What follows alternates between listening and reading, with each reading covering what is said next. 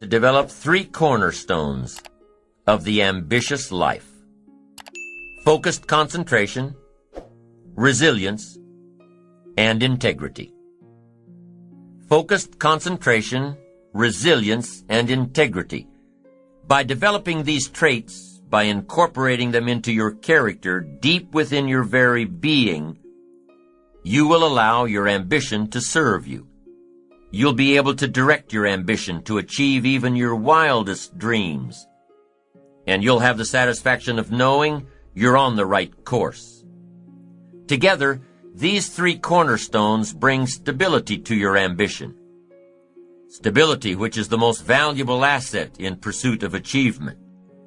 We'll cover each of these, focused concentration, resilience, and integrity, in depth. Here's number 1, concentration. Focused concentration. We talked about this in time management, but the key to building your ambition, keeping on track with all of the principles, is focused concentration. You've just got to zero in. You've got to identify your target and let nothing stand in your way. You've got to keep your eye on the target until you've released the arrow. Let nothing capture your attention unless it's in the best interest of your ambition. Let not an obstacle come before you without getting around it, going over it, going under it, trying a different path until you get there. Concentration in sports is crucial. The consummate professional on the field or on the court won't hear the jeering of the crowd. Their concentration keeps all noise and clutter at bay. They have one thing in mind, and that's moving the ball. You have to have just one thing in mind, keeping on track, closing out all the noise and the clutter that gets in your way, going around all the obstacles of negativity and influence. In a tennis match, how long does it take for your opponent to return the ball? Not very long. And what if you lose your concentration? Game's over. One little slip of concentration, just that fast, one little slip of concentration. Your opponent puts the ball by your feet, and there goes the tennis match. In a major presentation, just lose your concentration for a flash of a second. And I'm telling you, you could lose it all. All the hard work, all the long hours, all the preparation, all the momentum building to that crucial presentation could be gone if you don't keep your concentration. If you don't watch your audience, if you don't keep your mind on what you're doing, if you don't keep focused on the task at hand, it could slip right on by you. Wherever you are, be there. Whatever you're supposed to be doing for the moment, do it. You can't be thinking of everything you have to do at one time. All the time. You have to concentrate on just one thing at a time. One project, one job. You have to take it one task at a time and complete it. Do what you've set out to do. Keep your mind only on that one task. Why? If you don't, you won't accomplish anything. Concentration takes a lot of discipline. It takes a lot of discipline to demand privacy, to keep the do not disturb sign on your door while you're in the middle of an important job. It takes a lot of discipline not to answer the phone every time it rings at home. That's why they make voicemail and answering machines, so you don't have to answer the phone every time it rings. Your family will appreciate an uninterrupted dinner hour. Your night work will get done a whole lot faster. Concentrate on the work at hand, and demand of yourself the discipline to stay focused. If you have a long list of things to get done within a day, do the toughest ones while your concentration is at its peak. If you're a morning person, get the job done in the morning. Don't wait until the evening when your energy is all spent. No, do the jobs that need the most concentration when your body is best able to handle them. If you're a night person, save those tough jobs for the night, not in the morning when you've still got cobwebs in your brain. Learn your body's rhythms and do the jobs that need the most concentration when you're able to do them best. When you're at work, be at work. When you're in a conference, be in that conference. When you're at your kid's school play or soccer game or dance recital, be there.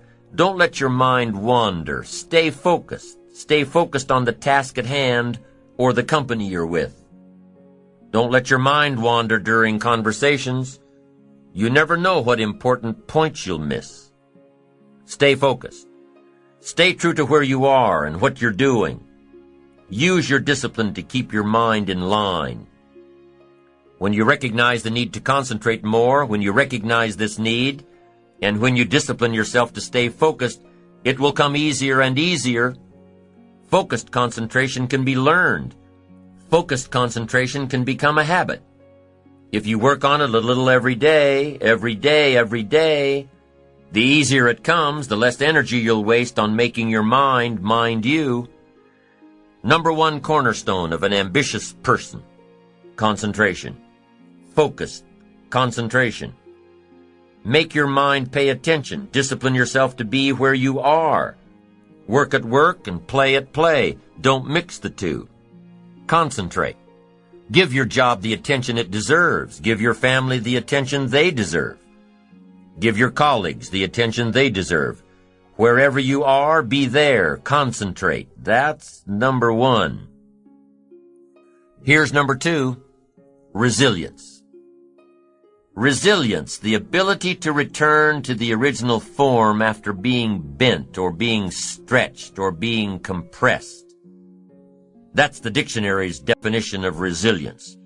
The ability to readily recover from illness or depression or adversity. Resilience, being able to withstand setbacks, broken hearts and broken dreams, financial crisis, loss of loved ones, loss of enterprise, and loss of health.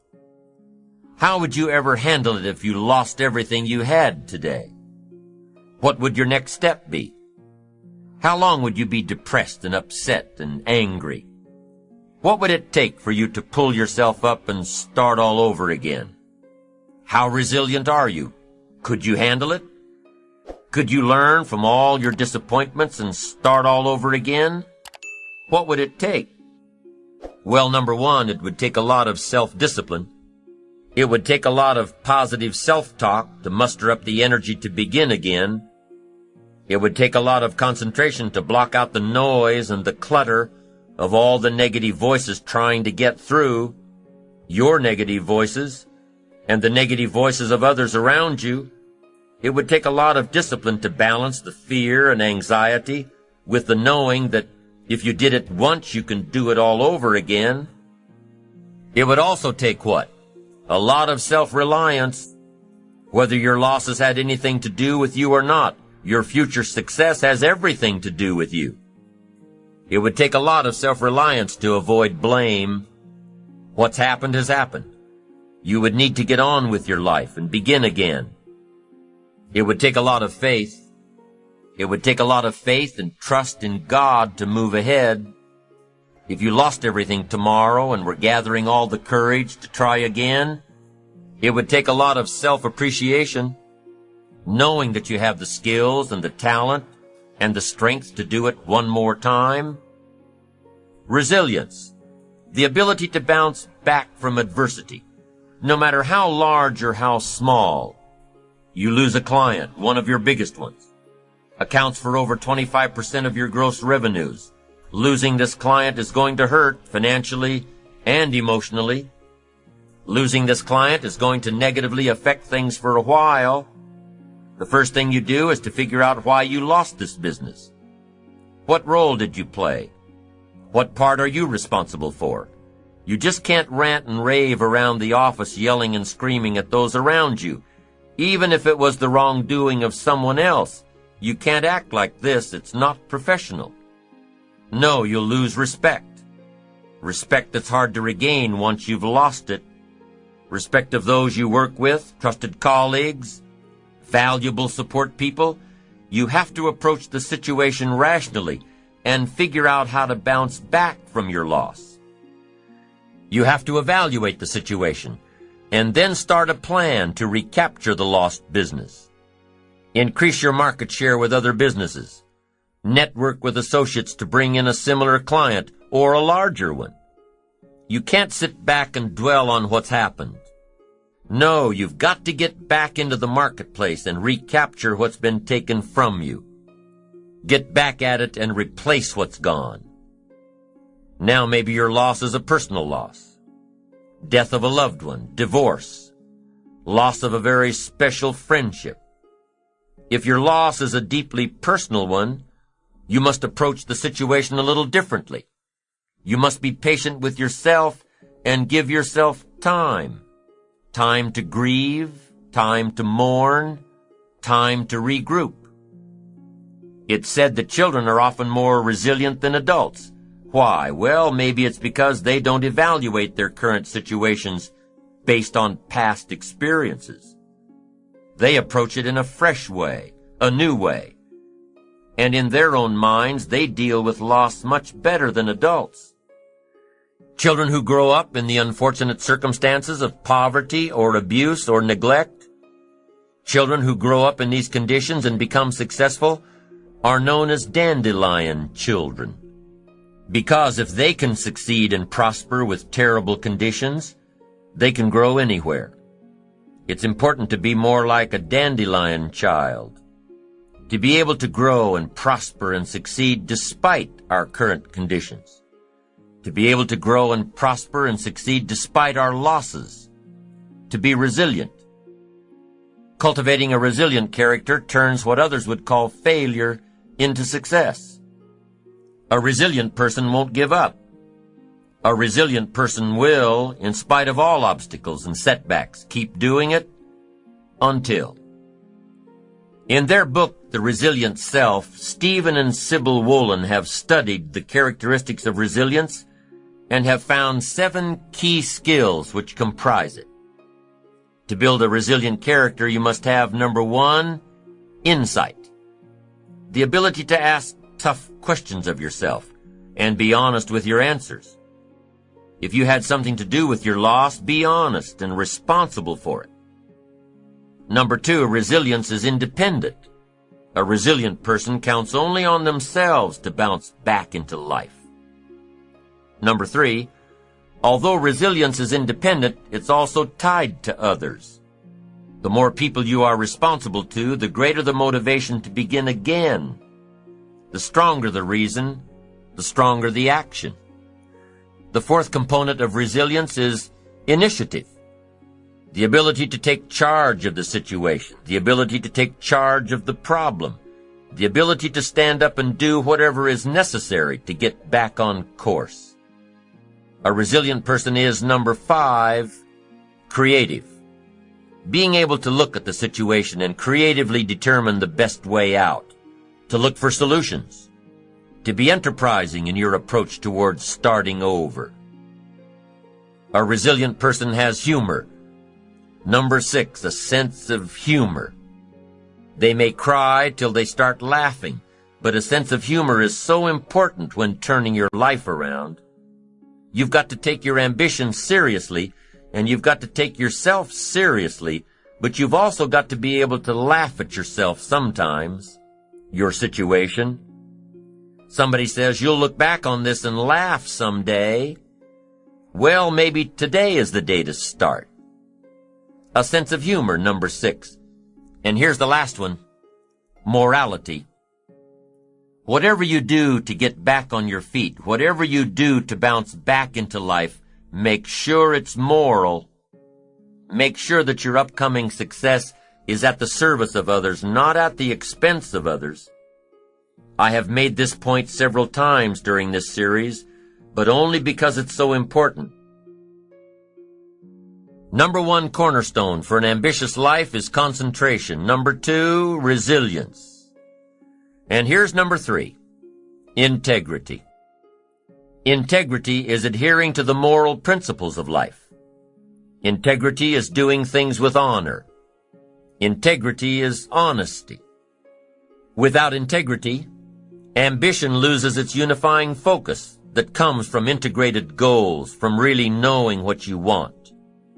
Integrity says, I wish to pay fair price for all value. Getting something for nothing makes nothing of me. Getting it cheap makes me cheap. Truly, in your own enlightened self-interest, this is one of the better statements. I wish to pay fair price for every value. I wish to pay fair price. This is self-interest, and it's also integrity. I wish to pay fair price for every value. Why? For what it will make of me. For what paying for it will make of me. If I have to pay, that will make something of me. And by paying, you have the integrity not to take advantage of others. You hear of greedy people boasting about the great deal they just got, the best value, how they negotiated the price down to nothing, how they nickel and dime the other person out of making a profit. Good integrity won't let you do that. We all shop for the greatest value at the best price, but not at the expense of others. Not when your great deal cheated someone out of their profit. You hire someone to do a job for you. Take on a project. You've got to pay fair price, fair value for someone else to do the work for you, because if you don't, what? They'll never work for you again. They don't want to work long, hard hours to make you look good and not get compensated for it. No, and your integrity won't allow that to happen. Pay an honest price for an honest value. Make it good for everybody involved. Leave a profit. Don't be cheap, be fair. It's your integrity that's on the line, not just a few bucks. Your integrity. If I want something badly enough, I have to earn it. If I want something badly enough, I have to pay for it. Why? Because of what paying for it will make of me. And if I wish to have more, I must become more. I must earn more. And how much should you earn? As much as you possibly can. You must always strive to do all you possibly can. The essence of life is growth. Doing, becoming, striving, growing, achieving. Be like the tree that grows as high as it can. Be like the bird that soars as high as it can. Be like the flowers that bloom as much as they can. Whatever course you set your sail to, do as much as you can to get there. It's part of integrity. Honestly doing all you can in pursuit of what you want, in pursuit of what you'll become. And whatever you sign up for, finish it. Here's a great story about integrity. The Apostle Paul, this great man, said, I'm about to go, and here's the reputation I want when I'm gone. Here's what I want people to say about me. He said 3 things. And here's number 1. I fought a good fight. Let that be your reputation. You fought a good fight. You kept out the ideology that wanted to capture your children, threatened every enemy that ever threatened you, fought like a parent protecting children in the home front. Let that be your reputation. You fought a good fight. And whether or not you won, at least let your reputation be that you fought a good fight. Fought for your rights, fought for the game. You fought for your integrity. You fought for honesty. You fought for success. You didn't leave any energy unspent. You fought. The major key to have success of any kind, you've got to leave this reputation behind. I've fought a good fight. Wow. And here's the second thing Apostle Paul said. Number 2, I finished the task. I stayed until it was done. They gave me a task, and I finished it. I didn't leave it half done. I never walked off the court in the 3rd quarter. I stayed. I finished it. What a good reputation. Finish it. Finish your assignment. Finish the project. Finish the contract. Finish it. Finish whatever you've signed up for. Then number 3, here's what he said. I kept the faith. Boy, that's important. Keep faith with your family. Keep faith with your church. Keep faith with your enterprise. The group I belong to, we pledge our faith, our unwavering confidence in each other. Each of us pledge that to all of us. And I wish for you to be in a group that has so much integrity. You want to be involved with people who pledge and keep your confidences. Allstate says you're in good hands. That should be the reputation of all of us.